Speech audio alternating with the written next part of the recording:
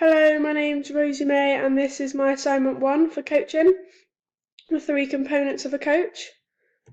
So first, I'm going to talk about the roles and then link them to coaches. So my elite coaches are Jose Mourinho and Tracy Neville. Jose is a football manager for Manchester United, and Tracy Neville is the England netball coach. My non-elite coaches are Ash Kempson and Joe Mills. Ash Kempson is the coach of the rugby team at Bridgewater College, and Joe does the basketball team. So a motivator is someone who pushes you to do things you didn't feel like you could.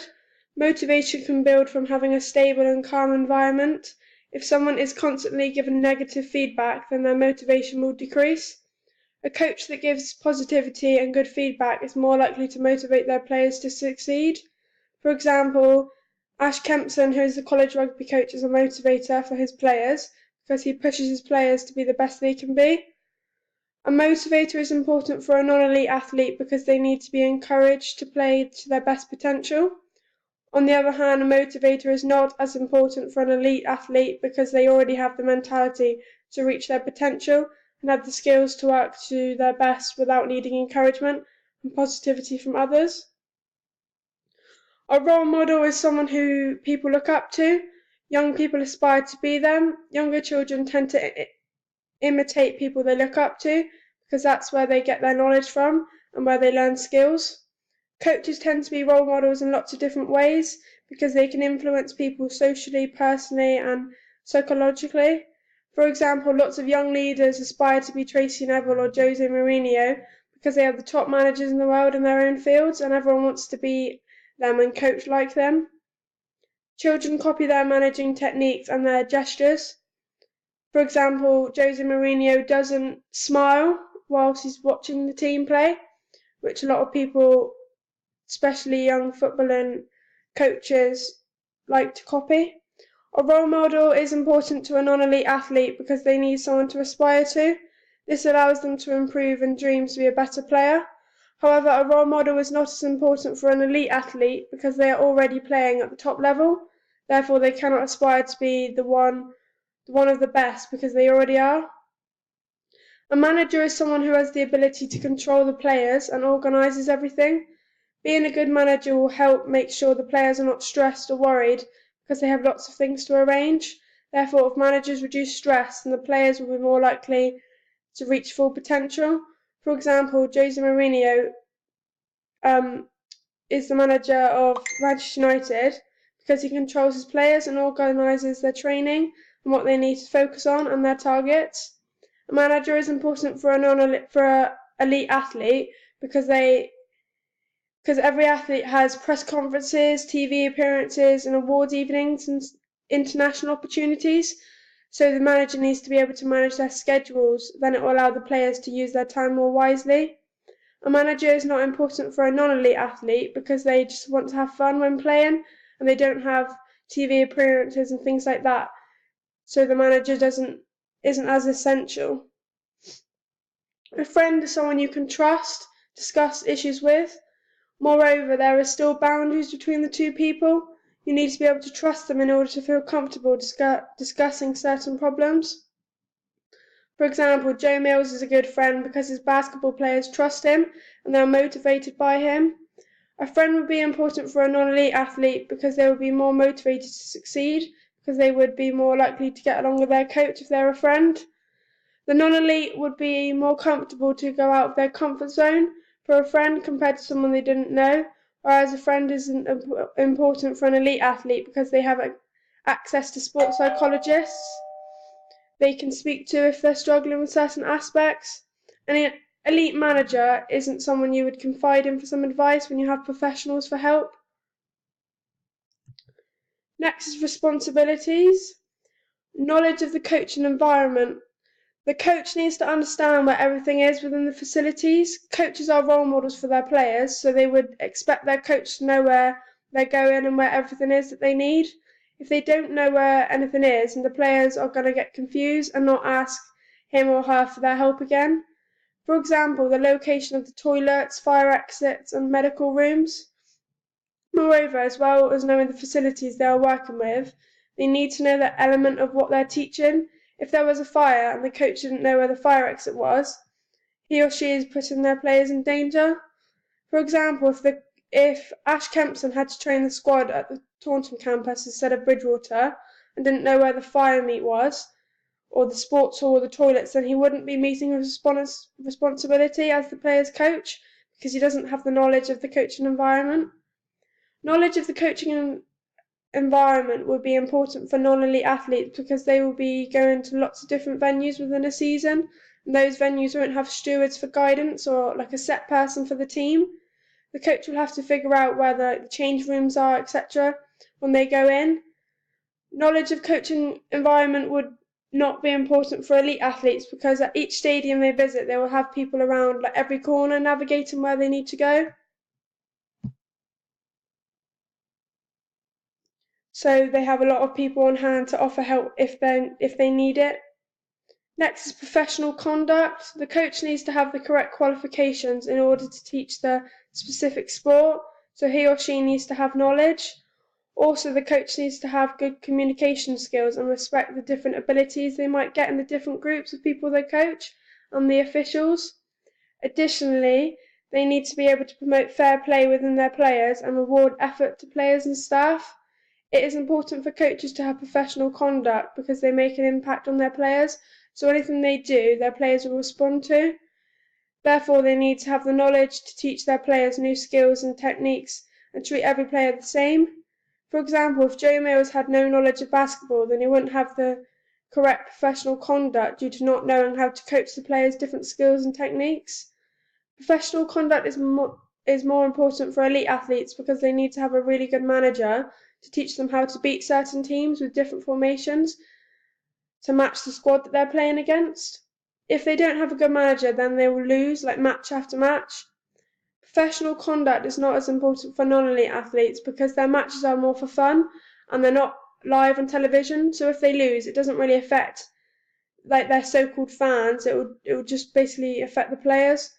Also, it isn't important because if they don't have good communication skills, then the players will just play the same and do what they think's best without any input from the managers. Next is equal opportunities. The coach needs to make sure there is no discrimination in their support. Equal opportunities is one of the most important because if the coach doesn't treat people the same, then the players will think it's okay to do the same due to the coach doing it. If coaches don't promote equal opportunities, then he is promoting hate within his squad, which is unfair.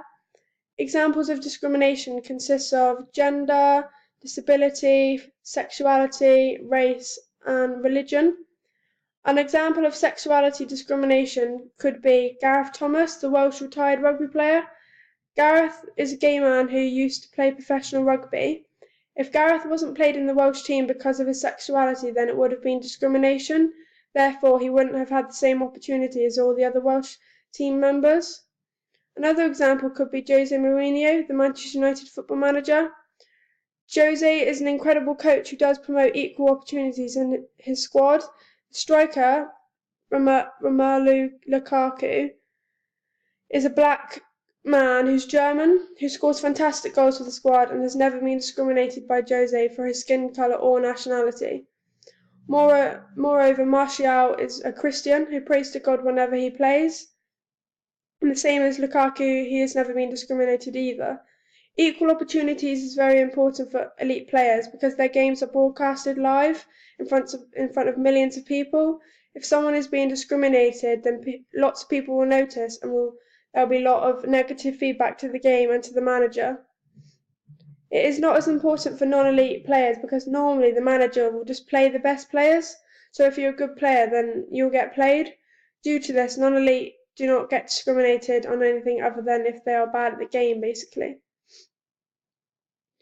Next is legal obligations. This lets people know that the individuals are safe to work with children.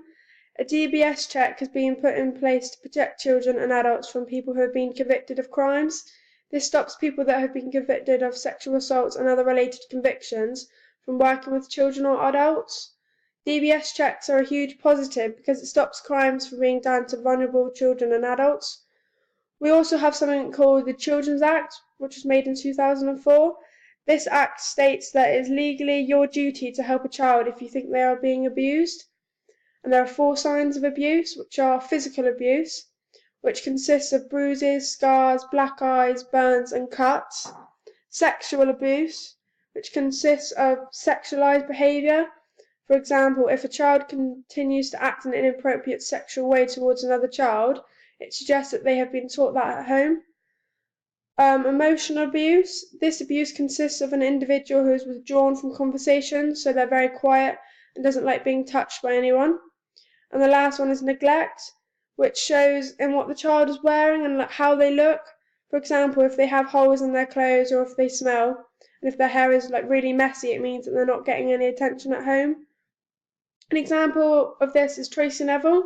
She would have had lots of DBS checks to show she is eligible to work with children and adults. Legal obligations are important for non-elite athletes because most non-elite players are young children, therefore they are left very vulnerable, and it is super important to keep them protected from people that could potentially hurt them. Legal obligations is not as important for elite athletes because they are normally part of a big organisation or team who have lots of people working there, so with all the checks that they do professionally, there's no worry there because they would have all had the correct checks and qualifications for their roles. Next is the 3 skills. So communication skills are the top skills to be valued in as a coach because it allows them to show their players their thoughts and opinions on the game. Furthermore, it is important that coaches are able to communicate in a non-verbal way. This includes signs, signals, and body language. These 3 non-verbal signs are important because it means the coach can communicate without always using their opinion. A signal could be subbing someone off. This shows someone to come off the pitch because they are being changed, which could be due to the change in formation or injury. It's important to consider the coach's body language. This is because you can know when someone is thinking what someone is thinking by the way they're stood. If you see the coach is fed up or annoyed, then the players can do something about it. Using non-verbal language is important due to people getting confused when coaches talk too much. It can slow down a training session or even cost the team a goal in a game if someone is switched off and not concentrating. The way a coach speaks can affect the players and how they believe the coach is feeling. For example, if Josie shouts at Smalling, the central defender for United, then you know he's annoyed because Josie doesn't normally talk on the sideline.